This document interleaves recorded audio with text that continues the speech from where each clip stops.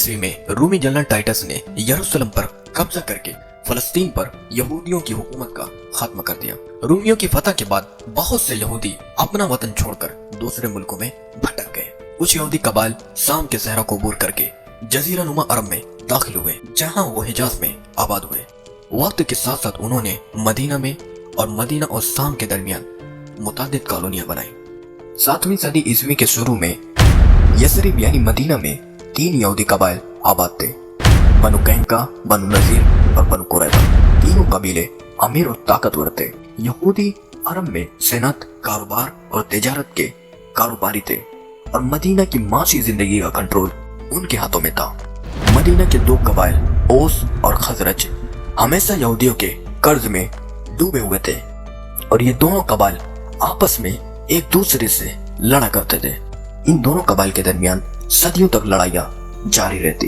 ये दोनों कबाइल अपने कारनामे के लिए एक दूसरे से बढ़कर कारनामा अंजाम देते।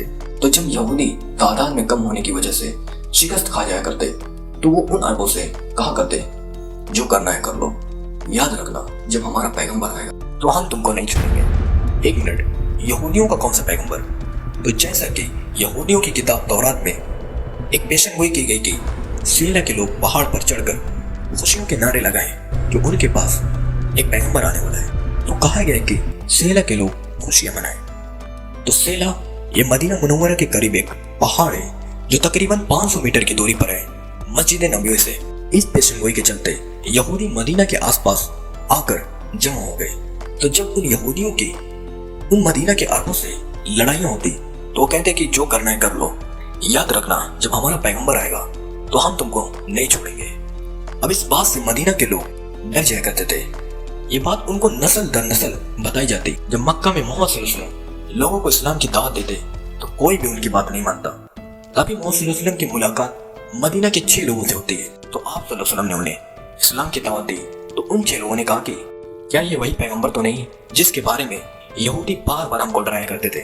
तो उन 6 लोगों ने डायरेक्ट इस्लाम कबूल कर लिया और मुसाब इब्न उमैर मक्का से मदीना आए और मदीना वालों को इस्लाम की दावत दी और बताया कि मक्का में एक अरबी बोलने वाला पैगंबर आया है। तो मदीना वालों ने सबसे पहले इस्लाम कबूल कर लिया और जब यहूदियों को पता चला कि उनका पैगंबर तो अरबियों में आया है तो उन्होंने साफ इनकार कर दिया कि यह वो पैगंबर नहीं है। मदीना के इन दोनों कबाइल के इस्लाम लाने के बाद उन यहूदियों को अपनी नाकामियां दिखाई देने लगी, क्योंकि उनकी जिंदगी अब बद से बदतर होने वाली थी।